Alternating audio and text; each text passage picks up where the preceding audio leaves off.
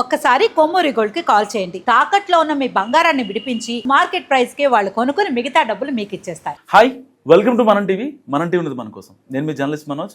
జగన్మోహన్ రెడ్డి గారిని నారా లోకేష్ గారు విమర్శిస్తూ ఆయనకి ఒక డిజార్డర్ ఉంది అని చెప్పి ఆయన మాట్లాడారు. అది క్రెడిట్ చోరీ డిజార్డర్ అంటూ ఆయన మాట్లాడారు. అసలు ఎందుకు అన్నారు, ఏ సందర్భంలో అనాల్సి వచ్చింది మాట్లాడదాం. మనతో పాటు ప్రముఖ political analyst and senior journalist కట్ట కార్తిక్ గారు ఉన్నారు. నమస్కారం కార్తిక్ గారు. ఎందుకని ఆ మాటను అంత అరవోకగా అనేసారు? అసలు ఎవరు అనని మాట ఇప్పుడు దాకా జగన్మోహన్ రెడ్డి గారిని. ఇప్పుడు ఒక విషయం మీద నువ్వు నన్ను అడిగావు, నేను దానికి సమాధానం చెప్తా. తర్వాత నువ్వు ఆ సమాధానం నేనే రాసిచ్చా కార్తిక్ గారికి, నేను రాసిచ్చింది ఆయన చెప్పాడు అంతే అని చెప్పి ఆ క్రెడిట్ అంతా నాదే అని నువ్వు అన్నావు అనుకో, బయట చూసేవాడు ఏమనుకుంటాడు? అతనికి రాసిచ్చే బదులు అదేదో నువ్వే చెప్పొచ్చు కదా అనుకుంటా. ఎగ్జాక్ట్లీ అంతే కదా, అంతే కదా. ఇప్పుడు ఏదో నువ్వు నాకు స్క్రిప్ట్ రాసిచ్చి పైగా క్వశ్చన్ అడిగి నాతో సమాధానం చెప్పించి మరి నేను చెప్పిన సమాధానం క్రియేట్ అంతా నువ్వే అని అనుకునే బదులు అదేదో నువ్వే చేయొచ్చు కదా అనుకుంటారు ఖచ్చితంగా. ఇప్పుడు జగన్మోహన్ రెడ్డి గారి విషయంలో కూడా ఇది జరుగుతుంది. ఆయన ఏమంటారు, భోగాపురం ఎయిర్పోర్ట్ నేనే కట్టాను అంటాడు, పోలవరం ప్రాజెక్టు నేనే కంప్లీట్ చేశా అంటాడు, వెలిగొండ ప్రాజెక్ట్ నేనే కంప్లీట్ చేశా అంటాడు, లేదు గూగుల్ డేటా సెంటర్ నేనే తెచ్చాను అంటాడు, ArcelorMittal ప్రాజెక్ట్ నేనే తెచ్చాను, ఇదంతా నా వల్లే జరిగిందని జగన్మోహన్ రెడ్డి గారు చెప్తారు.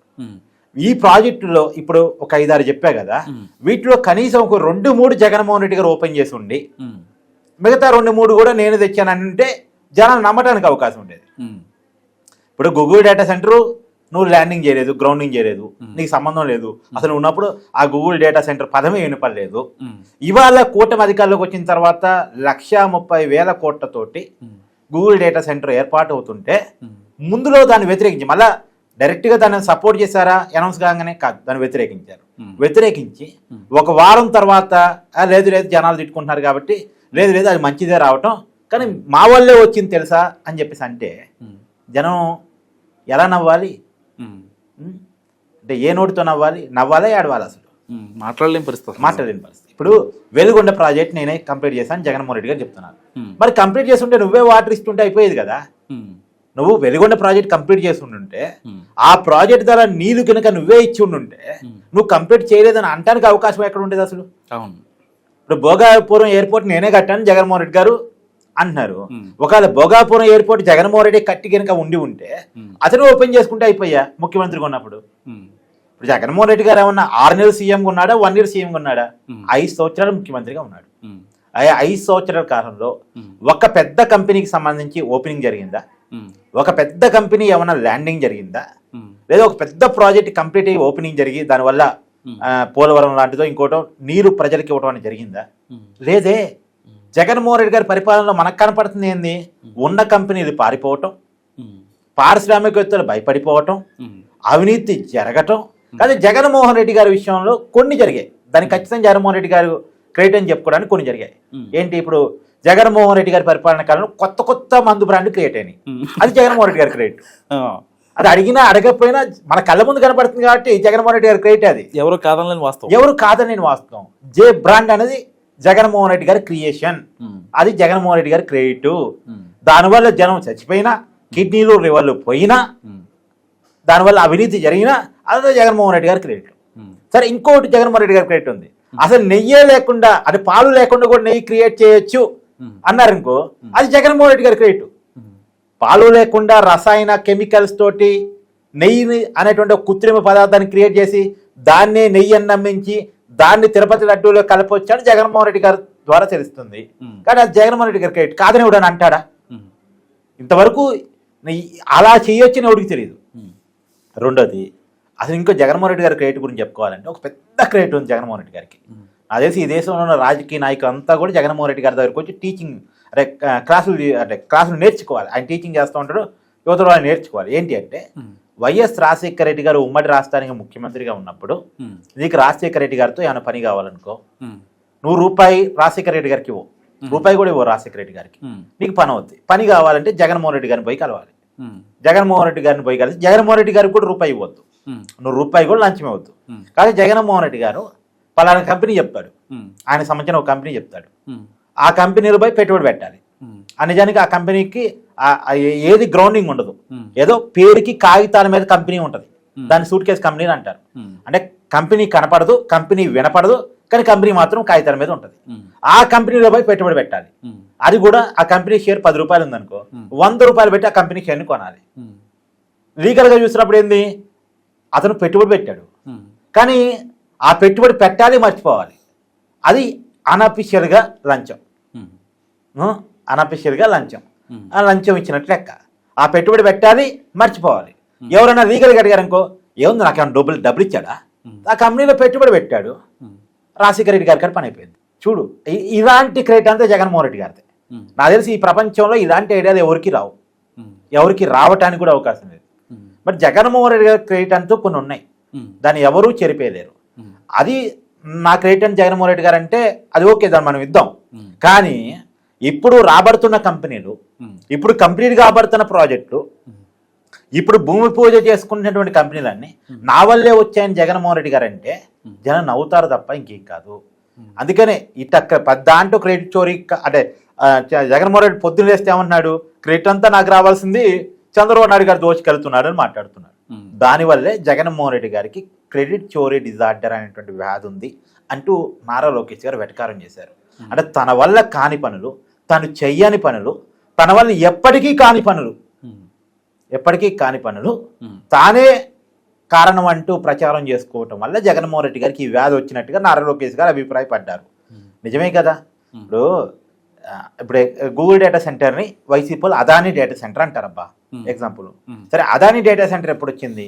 2019 జనవరిలో వచ్చింది, ఫిబ్రవరిలో MOU కుదిరింది. సరే, 2019లో అధికారం చేతులు మారింది కదా. నిజంగా జగన్మోహన్ రెడ్డి గారు అదానీ డేటా సెంటర్ని గ్రౌండింగ్ చేసుకొని చూసారా నేను ఎంత పెద్ద డేటా సెంటర్ ఇచ్చానో చెప్పుకుంటే బాగుండేది, నిజంగా చెప్పుకుంటే బాగుండేది. కానీ ఆ పని చేయలే జగన్మోహన్ రెడ్డి గారు. ఆ పని చేయకపోగా అదానితో రకరకాల ఒప్పందాలు చేసుకున్నాడు, కానీ డేటా సెంటర్ని గ్రౌండింగ్ చేసుకోలేదు. చేయకపోవటం ఫలితంగా ఇప్పుడు అధికారం చేతులు మారాక, 2024 చేతులు మారాక అదానీ డేటా సెంటర్ కాస్త గూగుల్ డేటా సెంటర్, గూగుల్ వాళ్ళ పెట్టుబడి కూడా కలిసి గూగుల్ డేటా సెంటర్గా మారింది. అది కూడా 1,50,000 కోట్ల 1,30,000 కోట్ల ఫారెన్ డైరెక్ట్ ఇన్వెస్ట్మెంట్.